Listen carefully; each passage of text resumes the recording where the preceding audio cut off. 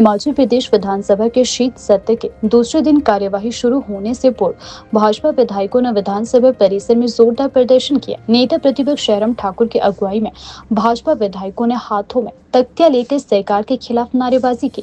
भाजपा विधायकों ने आरोप लगाया है कि प्रदेश सरकार विधायक क्षेत्र विकास निधि और ऐच्छिक निधि जारी नहीं कर रही है, जिससे उनके क्षेत्रों में विकास कार्य ठप पड़े हैं। उन्होंने मांग की है कि निधि तुरंत जारी की जाए ताकि जनहित से जुड़े प्रोजेक्ट अमल में लाए जा सके। विपक्ष ने साथ ही ट्रेजेडी खोलने, भुगतान बहाल करने और पंचायत चुनाव की तिथियां घोषित करने की मांग उठाई है। भाजपा विधायकों ने ट्रेजेडी में भुगतान रोकने और आयोग से जुड़ी कमिश्नर खोरी का आरोप लगाते हुए सरकार के खिलाफ कड़े नारे लगाए। पूर्व मुख्यमंत्री एवं नेता प्रतिपक्ष जयराम ठाकुर ने कहा कि सरकार की उदासीनता से विकास कार्य रुक गए हैं और जनता परेशान है। उन्होंने चेतावनी दी है कि यदि निधि व भुगतान जल्द बहाल नहीं किया गया तो भाजपा आंदोलन तेज करेगी। बंद करो, बंद करो। ट्रेजरी में फैला भ्रष्टाचार बंद करो, बंद करो, बंद करो। विधायक निधि जारी करो, जारी करो, जारी करो। विधायक निधि जारी करो, जारी करो, जारी करो। विधायक निधि जारी करो, जारी करो, जारी करो।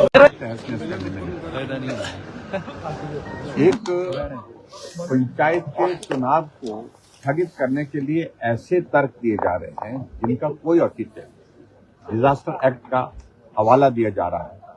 क्या डिजास्टर के नाम पर कांग्रेस पार्टी जमीनी स्तर पर काम कर रही है? क्या सड़कें जो टूटी है उनको ठीक कर रही है? 5 महीने हिमाचल प्रदेश में डिजास्टर को, आपदा को आए हुए हो गया है। अभी तक आपदा प्रभावित लोगों को मदद नहीं मिल पाई।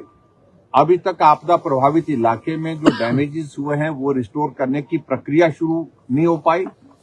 यानी कि रिस्टोर करने की तो बात छोड़िए, लेकिन अभी तो काम शुरू नहीं हो पाया। और ऊपर से बहाना ले रहे हैं कि चुनाव इसलिए नहीं कराए जा सकते हैं क्योंकि हिमाचल प्रदेश में डिजास्टर आया है, उसका नुकसान हुआ है और उस नुकसान के कारण सड़कें बंद पड़ी है।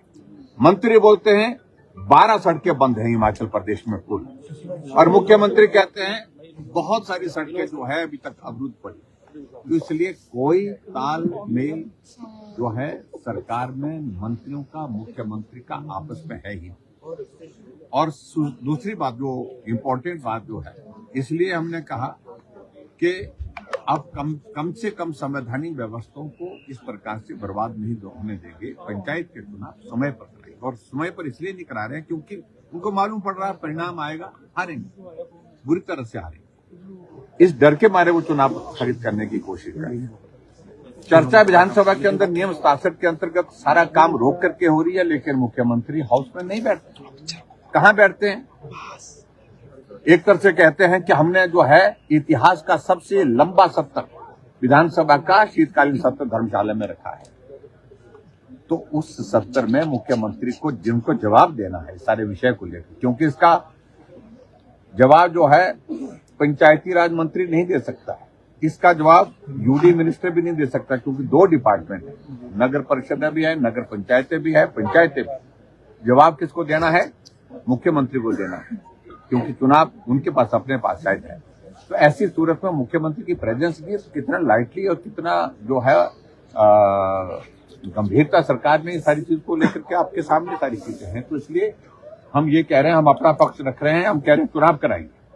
और जहां भारतीय जनता पार्टी की सरकार के ऊपर वो बात कह रहे हैं कि आपने शिमला नगर निगम के चुनाव कराने में विलंब किया, हमने नहीं किया। उनको मालूम होना चाहिए मुख्यमंत्री जी को। मैंने विधानसभा के अंदर भी कहा कि उनकी ही पार्टी की सिमी नंदा करके एक काउंसलर है जो हाई कोर्ट में चले गई थी डिलिमिटेशन के प्रोसेस को लेकर के, रिजर्वेशन के प्रोसेस को लेकर के, और जिसके कारण हाई कोर्ट का फैसला समय पर नहीं आ पाया। समय पर नहीं आने की वजह से तब तक के लिए विधानसभा के चुनाव के का समय आ गया और इलेक्शन नोटिफिकेशन हो गया। लेकिन उसके बावजूद भी हमने एक्सटेंड नहीं किया। हमने कार्यकाल जैसे पूरा हुआ तो हमने एडमिनिस्ट्रेटर लगा करके शिमला कॉर्पोरेशन को जो हम वहां पर छोड़ दिया उस हालात में। तो ऐसे में मुख्यमंत्री को समझना चाहिए कि पंचायत के चुनाव न कराने की वजह यही है, क्योंकि हार का डर है। दूसरी बात, आगे की बात कहूं मैं, जो जश्न मनाने की बात आ रही है मंडी में, उसको अभी तक जस्टिफाई नहीं कर पा रही है। कि लोगों के घर टूटे हैं वो टूटे हैं, सड़कें टूटी हैं तो टूटी है, जश्न मनाने के लिए डिजास्टर का पैसा इस्तेमाल होगा। वहां तय हो गया कि वहां खूब जश्न मनाया जाएगा, सेलिब्रेशन होगा 3 साल का, व्यवस्था परिवर्तन के 3 साल इस पर जश्न होगा और वहां जो है खूब नाटी डाली जाएगी। क्या यही एक तरीका है उन लोगों की जिन लोगों के घर उजड़ गए, उनकी भावनाओं के साथ खिलवाड़ हो रहा है, जिन परिवार के सदस्य चले गए उनकी भावनाओं का इस प्रकार से सम्मान हो?